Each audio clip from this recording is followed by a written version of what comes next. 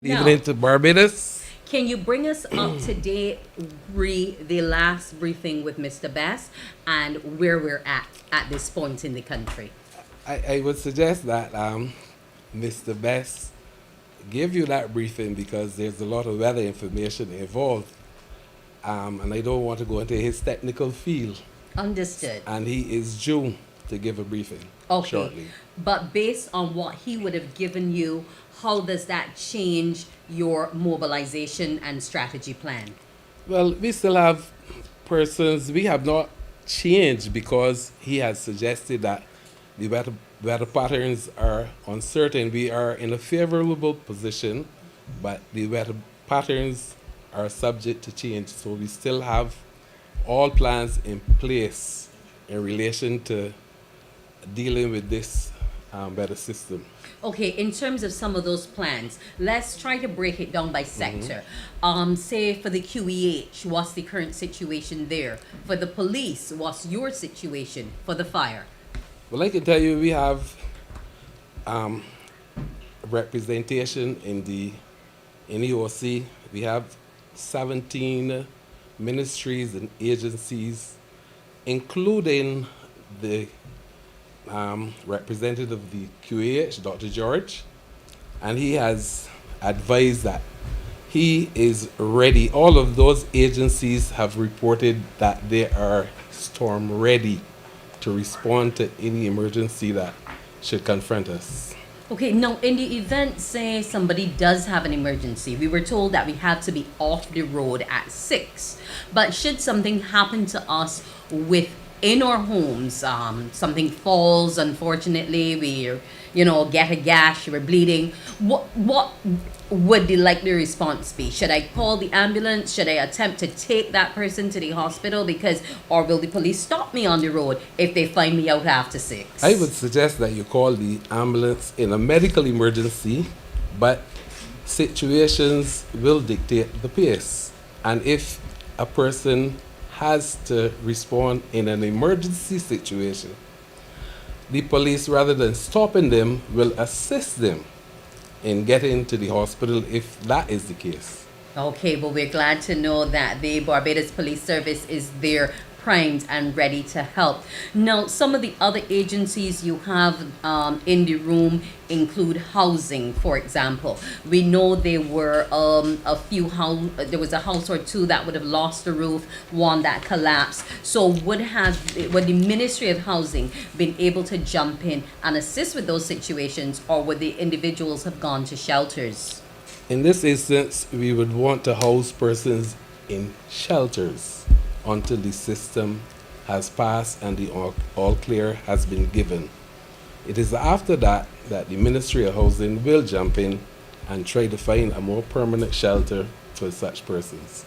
Okay. Now, I think I saw some of the hoteliers amongst you. Now, for individuals who may have been en route to the airport to go back home, what happens in situations like that? Because they aren't citizens, but I think they're still, ultimately our responsibility because they've been caught within a natural disaster. Well, I don't think that aircrafts would have been flying after the warning had been declared. I personally saw aircrafts flying when there was a watch, but after the warning was declared, I am not aware of any aircrafts in the air. Okay, so if those persons were stuck at the airport, who or what would be their line of contact in terms of being able to find a space and safe place to be?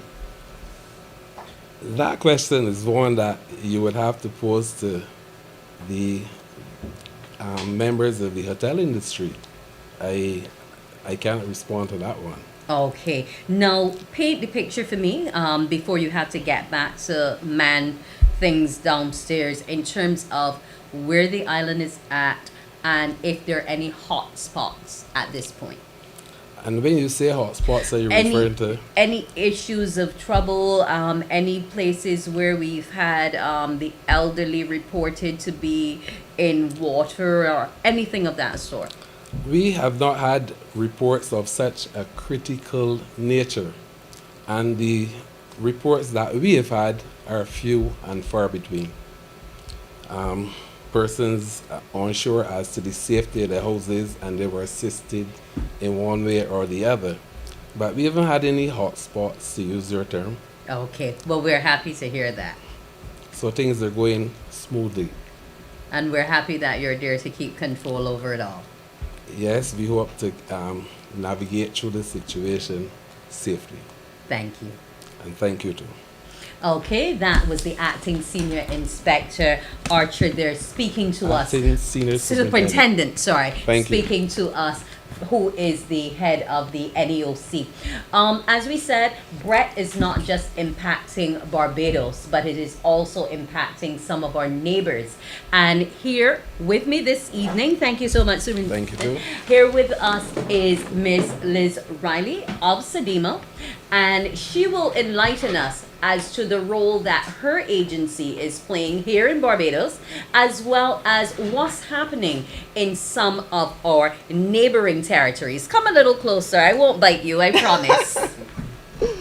Now, what are we looking at in terms of the response that SEDEMA has been able to give here to the DEM and the NEOC?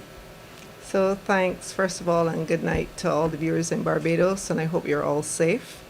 So the Caribbean Disaster Emergency Management Agency, SEDEMA, is a regional institution which has the responsibility for supporting all areas of disaster management, including response to our 19 participating states, which include, of course, Barbados in the event of impacts, and we do so on request. So with the formation of Bret, one of the first things we would have done was to activate our regional plans. And because Bret was also posing a threat to Barbados, we also had to look internally at the coordinating unit to make sure that we were fully ready to not only take care of the agency and the personnel at the agency, but to position ourselves in a way that we can still respond, even though we're in a location that's under threat.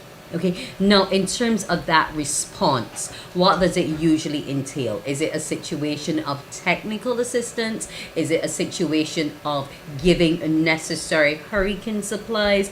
What exactly do you do on the ground to help those in need? Yeah, so there's a range of things that SEDEMA does to support states that are impacted. We offer technical support. We have what we call surge support teams. And you could appreciate that in small island states like ours, the national systems have human resources, but the human resources will, of course, get very stretched in times of emergency. So we train personnel across the participating states, and when events happen and there's a request from a state that's impacted, we're able to basically borrow personnel from places that have not been impacted and move them into spaces that have been impacted. And because the system is organized along common standards, it means that persons who work, for example, in the Emergency Operations Center in Grenada can easily come over to Barbados and slot in and support. So we have surge teams that assist in emergency operations centers. We can provide personnel who can help with damage assessment. We work with the regional fire chiefs to provide personnel for search and rescue. We also work with the CARICOM Disaster Relief Unit, which is a group of 35 personnel. We train up in collaboration with the regional security system, and they assist countries with relief management and logistics. So, for example, in 2021, when we had the volcanic eruption in St. Vincent and the Grenadines, we worked collaboratively with partners, including the World Food Program, to set up a logistics hub in St. Vincent and the Grenadines. We coordinated relief supplies across the CARICOM space, worked with partners, including Tropical Shipping and a number of our military partners and private sector partners, to make sure that we could move those relief items that were collected in various drives. So we assisted Barbados, for example, in moving a large quantity of relief items which were collected here and get them into St. Vincent and the Grenadines, and then we assist them with organizing it and basically ensuring that we decongest the port, because often the ports in our islands are quite small. So we want to be able to have relief items flowing in freely. We organize them and repackage and help with the distribution. And it's all really in support of the state. So the way how SEDIMA assists is that we're guided by the national entities, and they will tell us what type of assistance they want, how they would like to have it, and we try to slot in to provide support as best we can. Okay, so AS and SEDIMA will deliver. Yes. And in addition, we work also with development partners. So we help to mobilize resources, financial and other technical resources from a range of entities, including our regional institutions, UN partners, international non-governmental organizations. They coordinate through SEDIMA. Okay, well, we're very happy for that assistance here in Barbados and the region. I want to thank you for always being on board in times of disaster. Thank you. You're welcome. That's Liz Riley of SEDIMA. And I'm going to hand that over to you for now, Pearson, you and the team there, because as we said, there's a lot going on at the center. I'm going to try to get some more shelter information for you, and we'll get back. Thank you so much, Wendy. Different point. We are tracking the storm here at CBC, and the coverage of the stations at the CBC, the compliments of ICBL, always there when you need us most. Western Wholesale Inc. cooperating with the General Insurance Insurance. He gone to get her for me. I got audio. Back up. Cut.